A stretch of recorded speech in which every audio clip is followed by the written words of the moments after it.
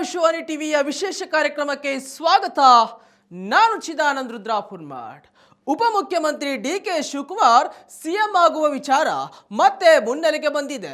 ಕಳೆದ 10 ದಿನಗಳಿಂದ ಬೆಳಗಾವಿಯಲ್ಲಿ ಬೀಡು ಬಿಟ್ಟಿದ್ದ ಸಚಿವರು ಹಾಗೂ ಶಾಸಕರ ದಂಡು ಸಿಎಂ ಬದಲಾವಣೆ ಕುರಿತು ಯಾವುದೇ ಗುಟ್ಟನ್ನ ಬಿಟ್ಟುಕೊಡದಿದ್ದರೂ ಎಲ್ಲರ ನಡವಳಿಕೆಗಳು ಅನುಮಾನಕ್ಕೆ ಎಡೆಮಾಡಿಕೊಡುತ್ತಿವೆ. ಅದಕ್ಕೊಂದು ಹೊಸ ಸೇರ್ಪಡೆ ಎನ್ನುವಂತೆ ಡಿಕೆ ಶಿವಕುಮಾರ್ಗೆ ಸಾಕ್ಷಾತ್ ಜಗದೀಶ್ವರಿಯೇ ಶುಭ ಸೂಚನೆ ನೀಡಿದ್ದಾಳೆ ಎನ್ನುವ ಸಂಗತಿ ಹೌದು. ಡಿಕೆ ಶಿವಕುಮಾರ್ ಅವರು ನಿನ್ನೆ ಅಂದ್ರೆ ಶುಕ್ರವಾರ ಅಂಕೋಲಾದ ಆಂಧ್ರೆ ಜಗದೀಶ್ವರಿ ದೇವಸ್ಥಾನದಲ್ಲಿ ಇಷ್ಟಾರ್ಥ ಸಿದ್ಧಿ ಪೂಜೆಯನ್ನ ಸಲ್ಲಿಸಿದ್ರು. ಸಂಕಷ್ಟ ಹರಣ ಹಾಗೂ ಇಷ್ಟಾರ್ಥ ಸಿದ್ಧಿಗಾಗಿ ಕಾಳರಾತ್ರಿ ಎಳ್ಳು ಅಮಾವಾಸ್ಯೆ ಮಾಲೆಯ ಪೂಜೆಯಲ್ಲೂ ಪಾಲ್ಗೊಂಡು ಭಕ್ತಿಯನ್ನ ಮೆರೆದ್ರು. ಮಧ್ಯಾಹ್ನ 1 ಗಂಟೆಗೆ ಶುರುವಾದ ಪೂಜೆ ಹೆಚ್ಚು ಕಡಿಮೆ 3 ಗಂಟೆವರೆಗೂ ನಡೆಯಿತು. ಅಂದ್ರೆ 2 ಗಂಟೆಗಳ ನಿರಂತರ ಪೂಜಾ ಕಾರ್ಯದಲ್ಲಿ ಡಿಕೆಶಿ ತಲ್ಲೀನರಾಗಿದ್ರು. ವಿಶೇಷ ಏನಂದ್ರೆ ಇಷ್ಟೆಲ್ಲಾ ಪೂಜೆಗಳು ನಡೆಯುವವರೆಗೂ ದೇವಸ್ಥಾನದ ಬಾಗಿಲು ಮುಚ್ಚೇ ಇತ್ತು. ಉಸ್ತುವಾರಿ ಸಚಿವ ಮಂಕಾಳ್ ವೈದ್ಯರಿಗೂ ಒಳಗಡೆ ಪ್ರವೇಶವಿರಲಿಲ್ಲ. ಅವರು ಕೂಡ ಶಾಸಕರು ಕಾರ್ಯಕರ್ತರೊಂದಿಗೆ ಸುಮಾರು 2 ತಾಸು ದೇವಸ್ಥಾನದ ಹೊರಗಡೆಯೇ ಕಾದು ನಿಂತಿದ್ರು. ಅಷ್ಟಕ್ಕೂ ಡಿಕೆಶಿ ದೇವಸ್ಥಾನದ ಬಾಗಿಲನ್ನ ಮುಚ್ಚಿಸಿ ಅದೆಂತ ಪೂಜೆಯನ್ನ ಮಾಡಿಸಿದ್ರು. ಅದೇನು ವರವನ್ನ ಕೇಳಿಕೊಂಡ್ರು. ಸಿಎಂ ಆಗಲೇಬೇಕು ಅಂತ ಶಪಥ ಮಾಡಿದ್ರ? ಹೀಗೆ ನಾನಾ ಪ್ರಶ್ನೆಗಳಿಗೆ ಸ್ವತಃ ಡಿಕೆ ಶಿವಕುಮಾರ್ ಅವರೇ ಉತ್ತರ ನೀಡಿದ್ದಾರೆ ನೋಡಿ.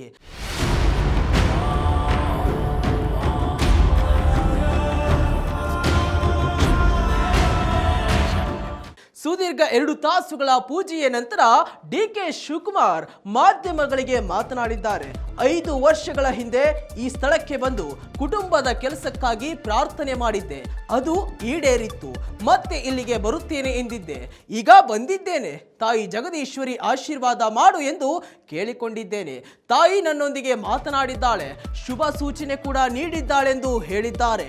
ಮುಖ್ಯಮಂತ್ರಿ ಹುದ್ದೆಗಾಗಿ ದೇವರಲ್ಲಿ ಏನಾದರೂ ಪ್ರಾರ್ಥನೆಯನ್ನ ಮಾಡಿಕೊಂಡಿದ್ದಾರಾ ಎಂಬ ಪ್ರಶ್ನೆಗೆ ಉತ್ತರಿಸಿದ ಅವರು, ಇದು ನನ್ನ ಹಾಗೂ ತಾಯಿಯ ನಡುವಿನ ವಿಚಾರ. ಆದರೆ ತಾಯಿ ನನ್ನ ಜೊತೆಗಿರುತ್ತಾಳೆ ಎಂಬ ನಂಬಿಕೆ ಇದೆ ಎಂದಷ್ಟೇ ಹೇಳಿದ್ದಾರೆ ಸಿಎಂ ಡಿಕೆ ಶಿವಕುಮಾರ್. ಈ ಬಗ್ಗೆ ದೇವಸ್ಥಾನದ ಮುಖ್ಯ ಅರ್ಚಕರು ಅಚ್ಚರಿಯ ಮಾಹಿತಿಯೊಂದನ್ನು ನೀಡಿದ್ದಾರೆ. ವೀಕ್ಷಕರೇ, ತಾಯಿ ಜಗದೀಶ್ವರಿ ಸಾಮಾನ್ಯವಾಗಿ ಅಮಾವಾಸ್ಯೆ ದಿನ ಮಾತನಾಡುವುದಿಲ್ಲವಂತೆ. ಆದರೆ ಡಿಕೆ ಶಿವಕುಮಾರ್ ಅವರೊಂದಿಗೆ ಮಾತನಾಡಿದ್ದಾಳೆ. ಅಷ್ಟೇ ಅಲ್ಲ, ಪ್ರಸಾದವನ್ನ ಕರುಣಿಸಿದ್ದಾಳೆ ಎಂದು ಅರ್ಚಕ ಗಣೇಶ್ ನಾಯಕ್ ಹೇಳಿದ್ದಾರೆ. ಜಗದೀಶ್ವರಿ ಸನ್ನಿಧಾನಕ್ಕೆ ಬಂದ ಮೇಲೆ ಯಾವುದೇ ಅಡೆತಡೆಗಳಿರಲಿಲ್ಲ, ಯಾವುದೇ ಶತ್ರುಗಳ ಕಾಟ ಇರಲ್ಲ. ಒಂದು ವೇಳೆ ಇದ್ರೂ ತಾಯಿ ಮುಂದೆ ಕುಳಿತು ಪ್ರಾರ್ಥಿಸಿಕೊಂಡರೆ ಎಲ್ಲವೂ ಪರಿಹಾರಗೊಳ್ಳುತ್ತವೆ ಎಂದು ಕೂಡ ಅವರು ಹೇಳಿದ್ದಾರೆ. ಹಾಗಾದ್ರೆ ಡಿಕೆಶಿ ಸಿಎಂ ಆಗಲು ಇರುವ ಎಲ್ಲ ಅಡೆತಡೆಗಳು ನಿವಾರಣೆಯಾಗುತ್ತಾವಾ? ಸಿಎಂ ಆಗಿ ಪ್ರಮಾಣ ವಚನ ಸ್ವೀಕರಿಸುವ ಸಮಯ ಹತ್ತಿರದಲ್ಲಿಯೇ ಇದೆಯಾ ಎನ್ನುವ ಪ್ರಶ್ನೆಗಳು ಅರ್ಚಕರ ಈ ಮಾತಿನಿಂದ ಉದ್ಭವವಾಗಿವೆ. ವೀಕ್ಷಕರೇ, ಈ ವೇಳೆ ದೇವಸ್ಥಾನದಲ್ಲಿ ಡಿಕೆಶಿ ಜೊತೆಗೆ ಇದ್ದ ಸಚಿವ ಮಂಕಾಳ್ ವೈದ್ಯ ಕೂಡ ಇದೇ ರೀತಿಯ ಪ್ರತಿಕ್ರಿಯೆಯನ್ನು ಕೊಟ್ಟಿದ್ದಾರೆ. ಡಿಕೆ ಶಿವಕುಮಾರ್ ಮುಖ್ಯಮಂತ್ರಿ ಆಗಿಯೇ ಆಗುತ್ತಾರೆ, ಇದನ್ನು ತಪ್ಪಿಸಲು ಯಾರಿಂದ ಸಾಧ್ಯವಿಲ್ಲ ಎಂದಿದ್ದಾರೆ. ಕಳೆದ ವಾರ ಬೆಳಗಾವಿಯಲ್ಲಿ ಸತೀಶ್ ಜಾರಕಿಹೊಳಿ ಡಿನ್ನರ್ ಪಾರ್ಟಿಯನ್ನು ಏರ್ಪಡಿಸಿದ್ರು. ಇದು ಕೂಡ ಸಿಎಂ ಬದಲಾವಣೆ ಚರ್ಚೆಗಾಗಿ ಏರ್ಪಡಿಸಿದ ಭೋಜನಾಕೂಟ ಎಂದೇ ಹೇಳಲಾಗಿತ್ತು. ಆದ್ರೆ ಇದನ್ನ ಮಂಕಾಳ್ ವೈದ್ಯರಾಗ್ಲಿ ಅಥವಾ ಡಿಕೆ ಶಿವಕುಮಾರ್ ಆಗ್ಲಿ ಒಪ್ಪಿಕೊಳ್ಳಲು ಸಾಧ್ಯವಿಲ್ಲ. ಆ ಹೇಟ್ ಡಿನ್ನರ್ ಪಾಲಿಟಿಕ್ಸ್ ಅಂತ ಒತ್ತಿ ಹೇಳ್ತಾ ಇದ್ದಾರೆ.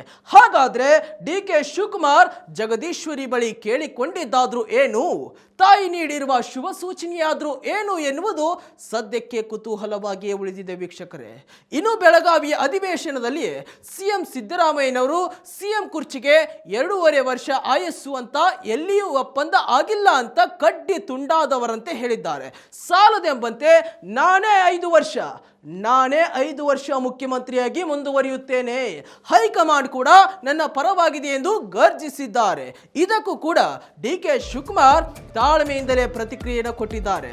ನಾನು ಯಾವತ್ತೂ ಸಿದ್ದರಾಮಯ್ಯ ಅವರು 5 ವರ್ಷ ಮುಖ್ಯಮಂತ್ರಿಯಾಗಿ ಇರಲ್ಲ ಅಂತ ಹೇಳಿಲ್ಲ, ಹಾಗೂ ಹೈಕಮಾಂಡ್ ಅವರ ಪರವಾಗಿ ಇದೆ, ಆ ಕಾರಣಕ್ಕಾಗಿಯೇ ಅವರು ಸಿಎಂ ಆಗಿದ್ದಾರೆ ಎಂದು ಹೇಳಿದ್ದಾರೆ ಡಿಕೆ.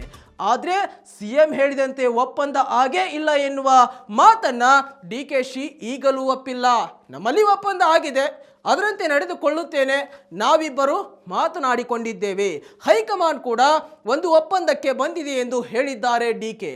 ಒಟ್ಟಿನಲ್ಲಿ ಸಿದ್ದರಾಮಯ್ಯ ಒಪ್ಪಂದ ಆಗಿಲ್ಲ ಅನ್ನುವುದು, ಡಿಕೆ ಶಿವಕುಮಾರ್ ಒಪ್ಪಂದ ಆಗಿದೆ ಎನ್ನುವುದು ಪರಸ್ಪರ ಆಪ್ತರನ್ನ ಗೊಂದಲಕ್ಕೀಡು ಮಾಡಿರುವುದಂತೂ ಸತ್ಯ ವೀಕ್ಷಕರೇ. ಇದಾಗಿತ್ತು ಇವತ್ತಿನ ಸ್ಪೆಷಲ್ ಸ್ಟೋರಿ. ಮತ್ತಷ್ಟು ವೈವಿಧ್ಯಮಯ ಸುದ್ದಿಗಳಿಗಾಗಿ ನೋಡ್ತಾ ಇರಿ ವಿಶ್ವವಾಣಿ ಟಿವಿ. ನಮಸ್ಕಾರ.